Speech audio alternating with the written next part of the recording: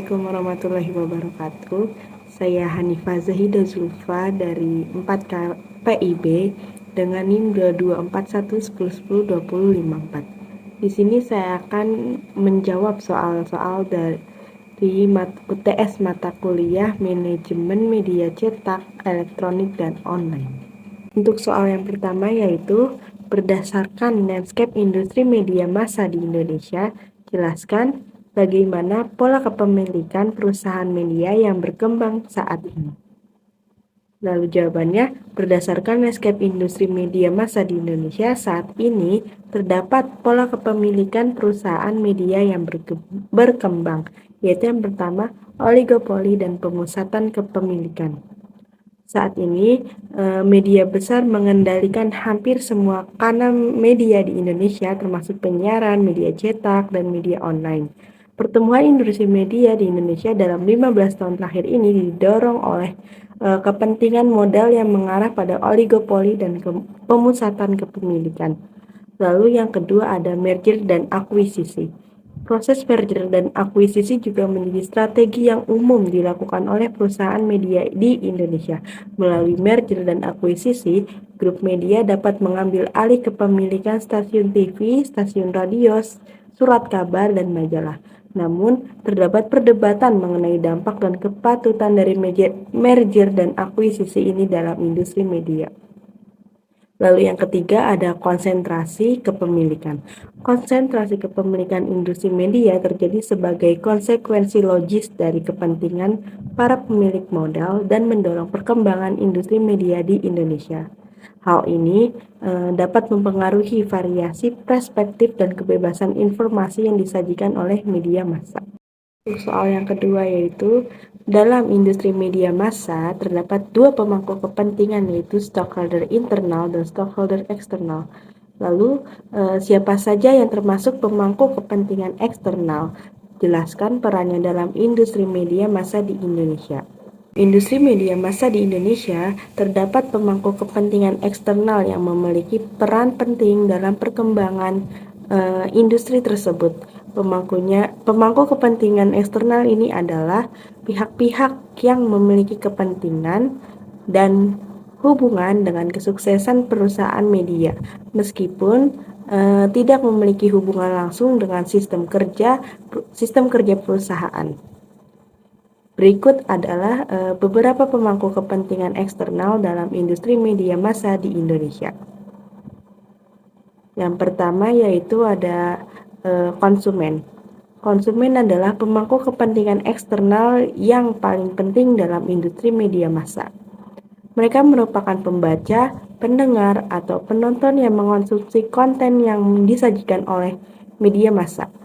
Peran konsumen adalah memberikan umpan baik, menentukan popularitas konten, dan mempengaruhi pendapat perusahaan media melalui pembelian atau pelangganan.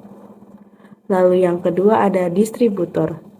Distributor adalah pemangku kepentingan eksternal yang membantu dalam mendistribusikan konten media massa ke konsumen. Mereka dapat berupa perusahaan distribusi fisik seperti toko, buku, atau kios koran, atau platform digital seperti platform streaming atau situs berita online. Peran distributor adalah memastikan konten media massa dapat diakses oleh konsumen dengan mudah dan jelas. Lalu yang ketiga ada pemasok. Pemasok adalah pemangku kepentingan eksternal yang menyediakan bahan baku atau layanan yang diperlukan oleh perusahaan media massa. Misalnya pemasok kertas atau media cetak atau penyedia infrastruktur teknologi untuk media online. Peran pemasok adalah memastikan pasokan yang stabil dan berkualitas untuk kelancaran produksi konten media massa. Lalu yang keempat ada bank.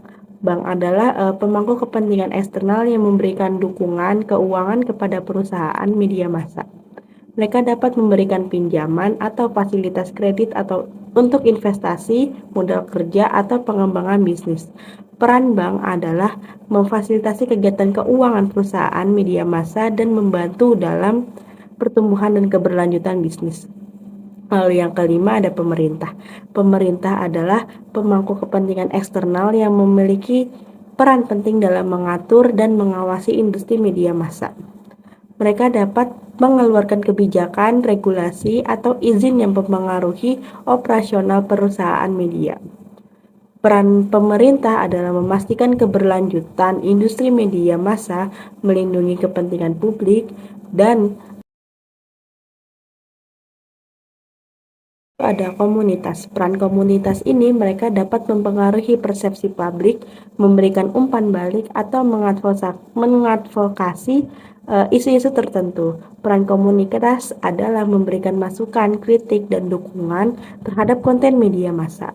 Lalu yang kedelapan ada pers. Mereka berperan dalam memberikan liputan, menganalisis, dan memberikan pandangan independen terhadap isu-isu yang terkait dengan media massa. Pers adalah menjaga kebebasan pers, mengawasi etika jurnalistik, dan memberikan informasi yang objektif kepada. Yang keempat yaitu salah satu hal penting dalam bisnis media massa adalah mempertimbangkan segmentasi khalayak.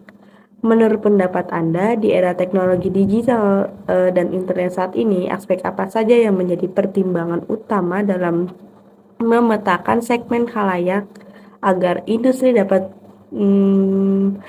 media dapat berkembang?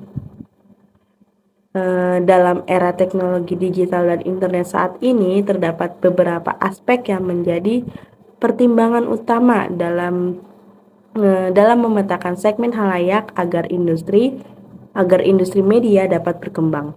Berikut adalah beberapa aspek yang relevan. Yang pertama yaitu segmentasi pasar. Segmentasi pasar adalah proses membagi pasar menjadi kelompok-kelompok yang lebih kecil berdasarkan karakteristik, kebutuhan, dan preferensi yang serupa. Dengan memahami segmen khalayak yang berbeda, industri media dapat menyajikan konten yang lebih relevan dan menarik bagi setiap segmen, sehingga meningkatkan daya tarik dan kepuasan khalayak. Lalu, yang kedua adalah penggunaan media sosial. Media sosial telah menjadi alat yang sangat penting dalam memetakan segmen khalayak. Melalui media sosial ini, bisnis media dapat mengkomunikasikan informasi dengan cepat, menyesuaikan konten untuk setiap segmen pasar, dan menjangkau lebih banyak pengguna. Media sosial juga memungkinkan interaksi dua arah antara media dan khalayak, sehingga memungkinkan adanya umpan balik dan keterlibatan yang lebih besar. Lalu yang ketiga ada riset pasar. Dengan melakukan riset pasar, industri media dapat mempelajari selera, kebutuhan, dan preferensi khalayak yang berbeda. Hal ini memungkinkan mereka untuk menghasilkan konten yang lebih sesuai dengan keinginan khalayak dan meningkatkan daya tarik konten mereka. Lalu yang keempat ada analisis data. Dengan menganalisis data ini, perusahaan media dapat memahami pola konsumsi media, preferensi konten, dan kebiasaan khalayak.